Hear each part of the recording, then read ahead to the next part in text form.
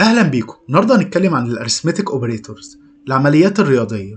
وليكن عندي رقم من النوع انتجر variable وسميته num واحد بيساوي 15، وعندي واحد كمان خليته num اتنين وحطيت فيه 10، وعملت variable كمان سميته result اللي هو النتيجة، وقمت عامل فيه num واحد بلس num اتنين. هعمل هنا print للريزلت. فكده انا عملت ايه؟ كده انا جمعت رقمين، 15 زائد 10 25. طيب وليكن عايز اطرح، تمام مفيش مشكلة، عملية رياضية عادية جدا. طب عايز اضرب، بستخدم حاجة اسمها استريسك اللي هي علامة النجمة شيفت و8. فدي كده عملت 15 في 10 ب150. طب هنا بقى نركز، لو عملت اسمه منفعش. ليه؟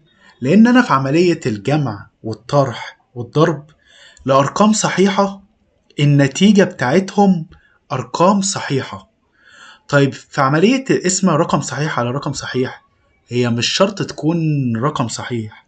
حتى هو بيقولك إيه a value double، هو ممكن يكون رقم عشري فبيبقى عايز دبل. فأنت لو جيت تقسم 15 على 10 واحد ونص. طيب وليكن انا عايزها انت، انا مش عايزها دبل، بعمل حاجة تقريبية اللي هي شيفت زال علامة التقريب. فانا كده النتيجة هتبقى ايه؟ واحد. هو قرب لي الواحد ونص، الاقرب رقم اللي هو بقى واحد. تمام كده. طيب ايه العمليات الرياضية التانية اللي عندنا؟ حاجة اسمها مودولس. ايه هي المودولس اصلا؟ المودولس دي باقي القسمة. بتعمل ايه بالظبط؟ هي دلوقتي انا عايز اقسم 15 على 10، فهي هتروح لاقرب رقم يقبل القسمة على العشرة اللي هو الرقم التاني، وياخد اللي فاضل. وهي من النوع انت، يعني انا لو جيت جربت مثلا ان هي دبل مش هيرضى، وبيبقى رقم صحيح. طب هي بتعمل ايه بالظبط؟ انا دلوقتي هقسم ال 15 على العشرة، هتنفع؟ لا ما تقبلش. طب اروح 14 على 10 تنفع؟ لا ما تقبلش. طب 13 على 10 لا. 12 لا. 11 لا. 10. العشرة تنفع خلاص ماليش دعوة بيها.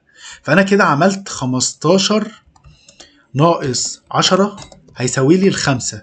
ده كده باقي القسمة، يعني هي خدت 5 ارقام لحد ما توصل لرقم يقبل القسم عليها. هنا النتيجة اهي، تعال نرن. نتيجة طلعت 5.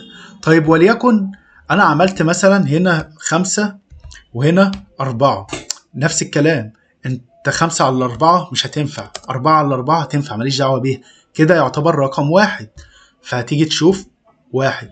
طيب وليكن أنا قسمت 4 على 4، هتيجي تجرب مفيش حاجة، ما عادش فيه باقي اسمه. هتيجي تشوف هيطلع لك صفر. كده يكون درسنا على الاريثمتيك اوبريتور خلص. فتابعنا عشان تشوف الدروس الجديدة. سلام.